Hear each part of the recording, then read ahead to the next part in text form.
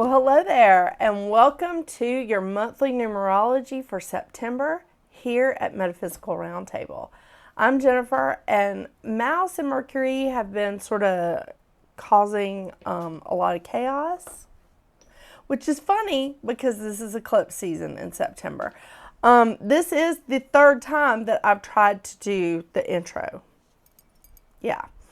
So, that being said, let's look at what's going on in September. And really, this year is just flying by. I mean, it is just, it feels like we're just moving like really, really fast. Maybe it's just me. I don't know. It's just crazy.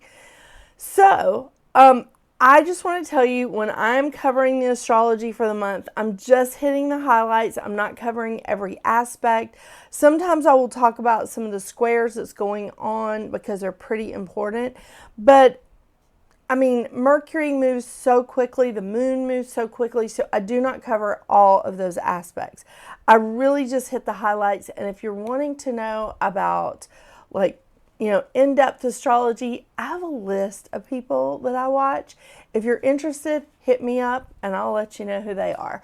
I mean, Marin Altman is one, Deborah Silverman, another, Molly McCord. Oh my gosh, there's so many astrologers on YouTube. Pick your favorite, dive in.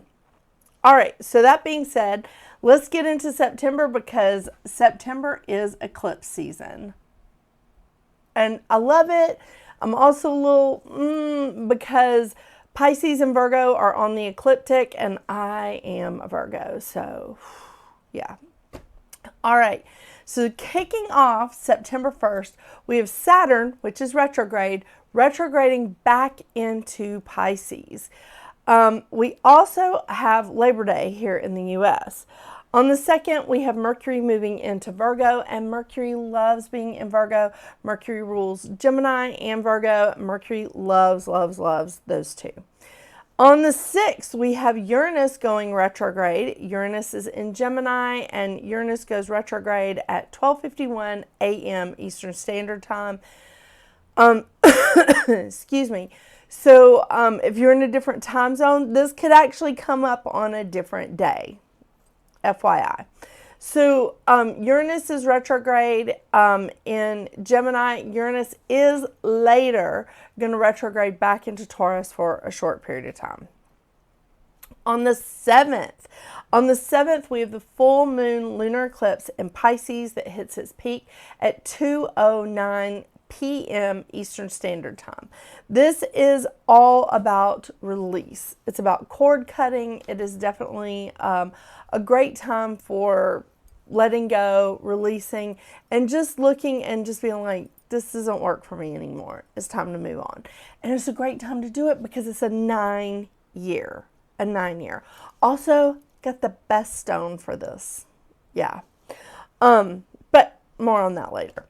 Then on the 18th, Mercury is moving real quick. Mercury is moving on into Libra. Yeah.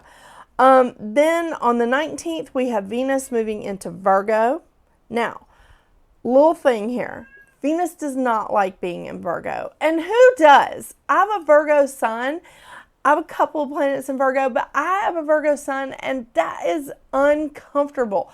But Venus does not like being in Virgo. So if you're ruled by Venus, I'm real sorry. Then on the 21st, we have the new moon solar eclipse in Virgo that hits its peak at 3:54 p.m. Eastern Standard Time. Now, this is our second new moon in Virgo. The first new moon in Virgo was just recently. It was on the 23rd. And again, second new moon in Virgo, this is about what can we build? How can we move forward? What can we build? It's fantastic. It's also International Day of Peace. On the 22nd, we have the sun moving into Libra. It is also the fall equinox. We also have Mars moving into Scorpio. Mars likes being in Scorpio like a whole lot better than being in Libra, because Mars does not like being in Libra. Mars rules Aries, which is opposing Libra. So that's not a comfortable place for Mars, but Mars does like being in Scorpio. So this is a much happier place for Mars. Sorry, not for Scorpio. All right, so we end the month with Neptune retrograde in Aries, Uranus retrograde in Gemini, Jupiter is in Cancer, Venus and South Node are in Virgo, the Sun and Mercury are in Libra, Mars is in Scorpio, Pluto is in Aquarius, and Saturn is retrograde in Pisces, and North Node is in Pisces. Now, so that we have 4 planets plus with the Sun in air, 3 planets plus North Node in water, 1 planet in Earth plus South Node, and 1 in fire. Now, earlier this year, we saw a lot more in fire. So, everything just sort of, it shakes up. So we're going to see how things shake out from here on out. I know. Okay. So the crystal of the month is Labradorite. Now, I love Labradorite. I love it. It's so beautiful. You can see this one is and the lights are really, really bright on this. Sorry. It almost looks like it's giving the Labradorite spear eyes. This is sort of a lighter Labradorite. It's more of the green. This is one of the towers that I have, and it's more of the darker blue. So gorgeous, so gorgeous. They all have that sort of iridescent. I think this is just a perfect example because it's got that blue-green iridescent quality to it. And oh my gosh, it depends on which way you turn Labradorite for it to really like show up. This looks really dark. It's in, it's a necklace, it's a pendant, and it's in silver. So it's really, really hard to see. And the closer I get to the lights, it looks like everything has eyes. But there's a lot of variations to Labradorite. And again, I think this is the best depiction of it. It's just that beautiful blue, green, gray, depending on how it's cut, or darker blue sort of color. It's gorgeous. It's gorgeous. But oh my gosh, Labradorite is great for Libras and for Pisces. So since we have that Pisces eclipse, we have that Pisces full moon lunar eclipse in September, and the sun is moving into Libra in September, I thought this would be the perfect thing for it. I really did. So Labradorite has a couple of nicknames. The Magician's Fuel, the Stone of Magic. Those were the 2 that I liked the most, to be real honest with you. Oh, by the way, I got my information from, of course, the Crystal Healing Oracle cards, and that'll be listed in the description below. I also went to the crystalcouncil.com and tinyrituals.co. Those will also be listed down below. And I really love the websites because every month, I can give you a different website that you can go and sort of investigate on your own and see what's out there. See if it's stuff that you like or if it's stuff that you agree with or disagree with, But I really do. I like their explanations. So the crystal of the month, being Labradorite, is good for the throat chakra, the third eye, and the crown chakra. This crystal stone harnesses the true potential of our own transformative power. Fantastic for a 9-year. Fantastic. And again, great for Libras and Pisces. This stone helps combat anxiety, self-doubt. It boosts confidence and helps us to say what needs to be said. Throat chakra. It assists in releasing past traumas. It helps us align with our higher purpose. It's a great stress reducer. It is an excellent stone for healers and psychics as it is associated with shamanism, magic, and mysticism. I'm going to say that right. I'm going to try real hard to say that right. So this stone it's absolutely phenomenal. Go check out like your local metaphysical stores or order it online. My website is still not up because just like too many irons in the fire to get my website back up. But there's a lot of places that sell crystals. I mean, at one of the places that I have a booth, there are 3 crystal sellers at that place. So just letting you know, it's out there. Go check it out. Labradorite. It's awesome. All right, so the cards that I'll be pulling from for all of the numerology today, I'll be pulling from the Goddess Guidance Oracle deck. I think this might be better. It's just I don't know what happened with my lights. It's very bright. And Moonology, which I cannot reach them. Moonology Oracle cards by Yasmin Boland. All of these will be listed in the description below. So if you're wondering what I'm pulling from, there you have it. And bonus, everyone's numerology month is their life path number. So whatever your life path number is, that's what your month is in September. It happens usually once a year, sometimes twice a year, just depending, But this is fantastic. I love it. I love it because I feel like it's like everybody really is like bringing in their energy the strongest. And especially for people that have a life path of 9, you're tripling down on that energy.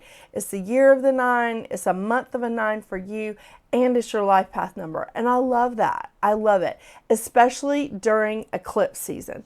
So we have these fantastic eclipses that are going to help us to release and build. And what better way to do that than to really, really just immerse yourself in your life path number, in the vibration of your number. I love it. I love it. So stay tuned and let's take a deep dive into your personal life path number for September.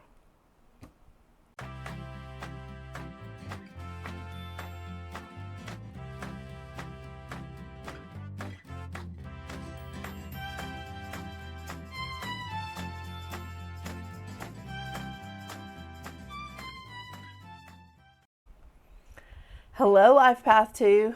Well, September for you is a 2-month. Now, I do feel like this is a great time. I really do. I love it when we have our life path as our month number. Because we really get to spend a lot of time in that energy. You know what I mean? So, here we are. And your month is all about relationships and harmony. And I think this is really, really good because Venus is square Pluto right now because I'm still in August. But starting September 1st, Venus is not going to be square Pluto anymore. So that's going to ease up on relationships a bit. It's not going to make you as as obsessive. Maybe you're not going to be social media stalking somebody. I know. But it's definitely going to ease up on things for you. And just so that because we can take a deep dive into your life path number this month. Are you okay, Mouse? 2 people are destined to seek out personal happiness and harmony, placing more importance on it than power or financial success. It's more about friendship, love, security. It's not about power dynamics and financial successes. So do love that about a life path too. You definitely like to look at both sides of the situation, because there's always three sides to every truth, right? Their story, and the actual truth. So looking at both sides of the situation does create a lot of balance. It creates a lot of harmony, and it makes you very diplomatic. We need that a lot right now. You want everyone to feel comfortable because you're all about partnerships. You're all about unity. You are looking at relationships and partnerships and unity from every different angle, from family, from friendships, from coworkers, from just business in general, from like your book club, from your community, any kind of group that you're a part of. My kids' Lego club. I don't know why I'm bringing that up.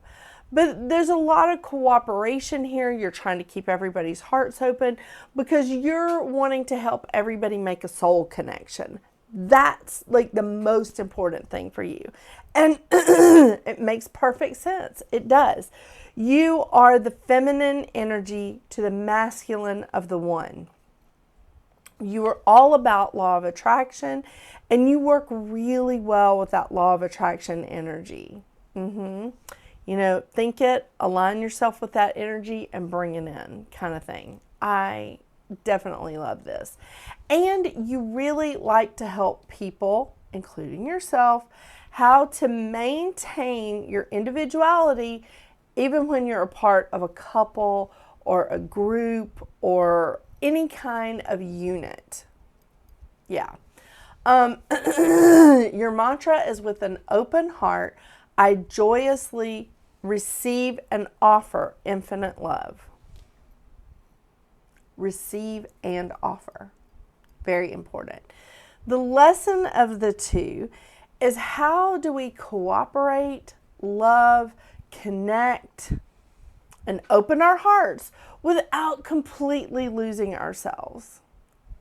It is a challenge. It is absolutely a challenge, because first and foremost, you will, and this is the shadow side, just to let you know, one of the biggest shadow sides, I would even venture to say the biggest shadow side of a two, is sacrificing the self for the good of the unit, the group, the couple, the partnership, whatever it is. Sacrificing the self, and when you feel like it's for the good of everybody else. It's really not. It's really not. Because when you start placing others above the self, then that starts making you insecure. It starts making you to the point where you're hiding your feelings, where you're becoming indecisive, you're becoming overly sensitive, timid, and like that martyr and victim mentality. We don't need that. We don't need any more people like that in the world. We really don't. You also avoid conflict. Sometimes, in order to maintain harmony, you have to just meet conflict right where it is. You have to just face it head on. And you can do it. You can. Because ultimately, you are looking at both sides of the coin. You are trying to get everybody to work together. And I think that's what makes you such a good diplomat. Love it. Love it. All right, let's see what kind of cards we get for you for this month. I'm like trying to look at my buttons over here, but I got this great new camera, and it's really, oh my gosh, it's so detailed. I really love it. But I'm still trying to work with the lighting because this camera is super sensitive to the light. So I'm trying to work that out, and the cats do not like it. Yeah, they're struggling because I'm moving the lights around, and they're just like, lady, what you doing over there? That seems weird. Okay.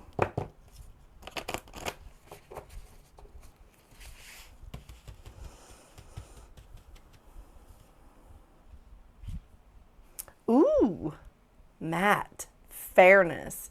The situation will be handled in a fair and just manner. That is so you. The situation will be handled in a fair and just manner. Fairness. That is super appropriate for the life path too.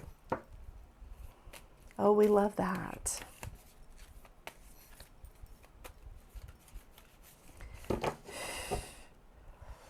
Goodness, it is hot.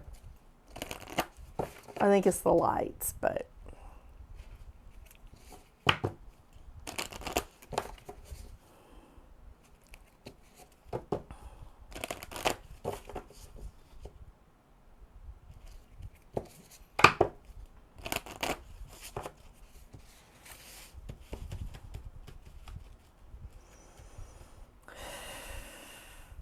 ooh. A fiery climax approaches. Full moon in Aries. So, that's interesting. And maybe it does have to do with this, Venus is not going to be square Pluto anymore. Yeah. All right. A fiery climax approaches. Full moon in Aries. It's time to see if you've been a little bit too much me lately. There's a tug of war going on between what you want and what someone else wants.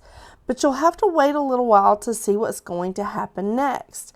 As you wait, ask yourself if you've been handling the situation as sensitively as you could have done. If you know deep down that you've been a little rash or harsh, gone too fast or overstepped the mark, then accept that on some level you've created the situation yourself, which means you can create a way out of it too. When this card comes up, a peak is coming and it could be fiery. Be nice, be kind, smile, and be polite as you navigate where you want to be. And I want to remind you that you are all about the law of attraction. You are. Not only that, but this card is saying, are you thinking a bit too much me? Sometimes, like, you can overcorrect in that situation, life path 2. And I see that because I'm married to an 11-2. And sometimes we stop thinking about ourselves so much. And again, that victim mentality, that martyrdom comes in because you've been thinking about everybody else so much. And now you overcorrect and you're like, oh no, it's got to be about me. So keep that in mind. Okay. This is a 9-year. This is eclipse season in September. It is going to be a little bit chaotic. Just a little bit. Thank you so much for joining me today, Life Path 2. I hope you have a wonderful, wonderful September. Enjoy these eclipses. Don't forget to check out the mid-month check-in with Numerology. And until we see each other again, get out there and make your magic. Bye.